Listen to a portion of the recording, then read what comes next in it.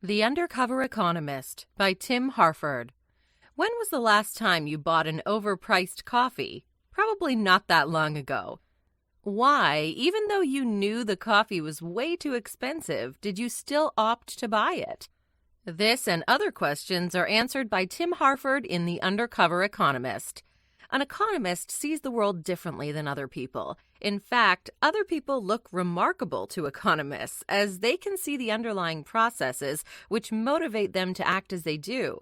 So get ready to see the world like an economist. The price of coffee. When you buy a cup of coffee, you probably don't usually think about the effort that has gone into producing it. But in fact, every cup of coffee is a little miracle, the result of an incredibly complex system and great team effort. After all, there is not a single person in this world who could create a cappuccino all by themselves. You would have to grow, harvest, and dry the coffee beans, rear and milk a cow, create a mug out of raw clay, and finally roll steel and mold plastic to create even the most basic of espresso machines.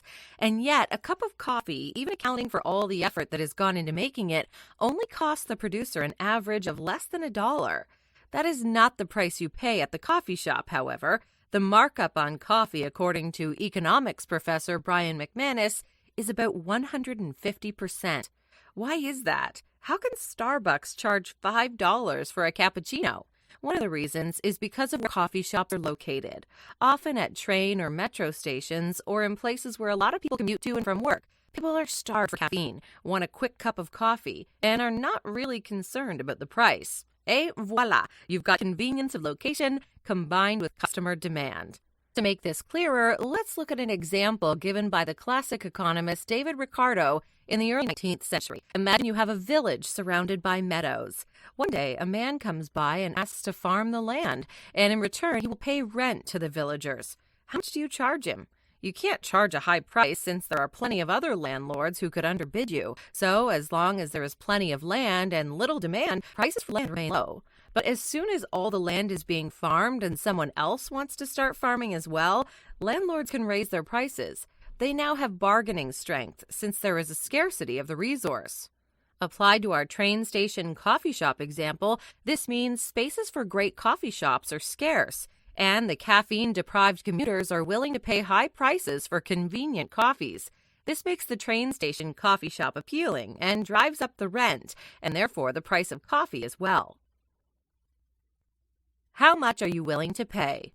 But how do businesses know how to set the right price? When is a price too high? Evidently, scarcity power plays an important role here. Take the London Eye as an example. It is the largest observation wheel in the world and can therefore set its own prices. And this applies to shops around the Eye as well. There is one souvenir shop, one coffee shop, and so on. But even when businesses provide a scarce resource, they can't push the prices too high. At some point, people are unwilling to pay. This is the good thing about the free market economy. You always have a choice to opt out. No one is forcing you to buy a certain product. So the aim of companies is to get customers to pay the maximum they're willing to for the product. To find out what the maximum is, businesses use different approaches: the unique target strategy, the group target strategy, and the self-incrimination strategy. The unique target strategy was used by Amazon for a while. By installing a cookie on customers' computers, it could analyze their buying habits and sell them products at higher prices if it seemed they could afford it. After a public outcry, however, Amazon vowed not to do this anymore. Group target strategies are fairly common. Businesses provide discounts for a group of people, such as students, the elderly, or locals. For example, in Florida, locals only pay half the price for entry tickets to Disney World. That way, they're encouraged to visit more often. Tourists, on the other hand, are likely to only visit once, so for them, Disney World tickets are a lot more expensive. The self-incrimination strategy, however, is the most common way of seeing whether customers care about the price they're paying or not. To find out if customers are price-sensitive, businesses such as coffeehouse chains or supermarkets up their prices depending on ingredients or location. For example, Costa Coffee was offering fair trade coffee for a while for the additional price of 10 pence, about 18 cents.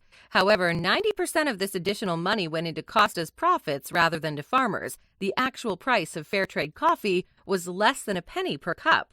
Upping the price, however, showed Costa that certain customers did not mind paying more for their cup of coffee. Why you can never buy a good second-hand car. A free market economy can also be described as a world of truth. All price systems incorporate a basic truth. That's because in a free market, no one is forced to buy anything. You wouldn't normally buy something that is worth less than the asking price, would you?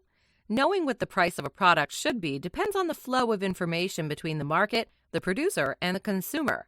Sadly, however, there is often an imbalance in access to information. Take secondhand car sales as an example. Most times, the seller knows a lot about the cars he is trying to sell. He knows which ones are the peaches, great value for money, and which ones are the lemons, bad value for money. The buyer, on the other hand, has no idea which ones are peaches and which ones are lemons. This leads to a dilemma. You are unwilling to pay a lot for a possible lemon, and the seller is holding out for a better offer to sell the peach. Since the buyer can never be sure that the seller is in fact selling him a peach and not a lemon, he is unwilling to buy at all, and the market breaks down. When only one party has access to inside information, this affects the entire market. Another implicit problem with the fact that people can opt out of buying in a free market economy is the one of non-market services such as schools or police. These are usually funded with taxpayers' money and decrease the efficiency of the system. While you have to pay your taxes, you cannot easily opt out when they are spent in a way you disapprove of. If taxes are levied correctly, however, they can be used to make the system more efficient. Take air pollution from car exhaust as an example. These fumes take a toll on people's lives and health in cities, so by implementing a congestion tax, these efforts can be countered. When London introduced its congestion charging zone in 2003, the effects were astounding. In the first year alone, car rides fell by nearly a third, and alternative, greener methods of transport gained in popularity. This externality charge is particularly useful as it also serves to decrease the discrepancy between rich and poor in the city. It is the rich who are more likely to drive a car, while the poor usually walk or cycle. Why poor countries are poor. As the example of congestion charges show, government intervention in the free market can result in fairer and more efficient markets. This is not always the case, though. A stark counterexample is the country of Cameroon. In 1999, it was declared the most corrupt country in the world by Transparency International. Cameroon's governance is characterized by corruption at every level, according to the group. This also accounts for the fact that Cameroon is still a very poor country. Usually, poor countries grow rich by investing in their physical, human, and technological resources.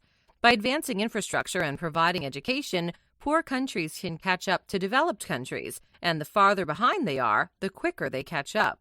However, in dictatorships like Cameroon, the dictator is motivated purely by self-interest.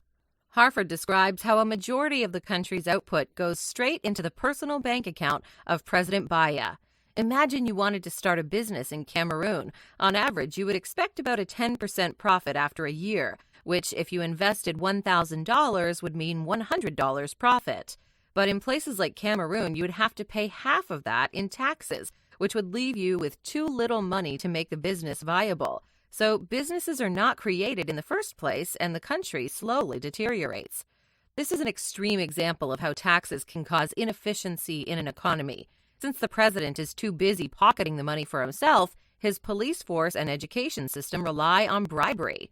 Effectively, this means that Cameroon is now 50 times poorer than the United States, and Cameroonians have no way out of poverty since looting is encouraged by the kleptocratic president, and there are no incentives for economic development. How China grew rich. For an example of how the free market economy can help a country become successful, let's look at China. Over the past century, this country has been ravaged by civil war, famine, and forced relocations to the countryside. These days, however, the skyscrapers that have sprung up in Shanghai over the past decade make visiting Londoners feel like country bumpkins. How did China manage to become such a rich country in such a short period of time? One of the main reasons is that rather than relying on self-sufficiency in an internal market, China decided to enter the international market. There are 3 ways joining an international market boosted China's economy. First, it allowed China to purchase labor-intensive goods from outside of the country. Second, exports could fund the development of new technologies. And third, through foreign investors, China was able to learn modern production and business techniques. And this evidently has paid off. Harford says China is growing richer faster than any other country in history. You might wonder why a country like China, rather than Cameroon, managed to make the leap. Part of it was luck, but one of the main reasons for China's economic boom was its commitment to education. Through absorbing the basic lessons of economics, such as scarcity power, externalities, and the maximization of information flow, China is now on track to become one of the richest countries in the world. Final notes. Economics affect our buying decisions every single day. From the price of a cup of coffee to the purchase of a toy produced in China, the processes underlying each transaction are complex. By understanding this system, you can make more informed buying decisions. While The Undercover Economist is certainly an interesting read, some of the issues Harford touches on seem to be brushed over in an attempt to stay entertaining. The only interview he gives on the situation in Cameroon is that with an unnamed cab driver in Douala. Nevertheless, the book provides a compelling look at our everyday transactions. Hi, I'm Rhonda, and this is an exclusive audiobook video recorded for the Audiobook Master channel.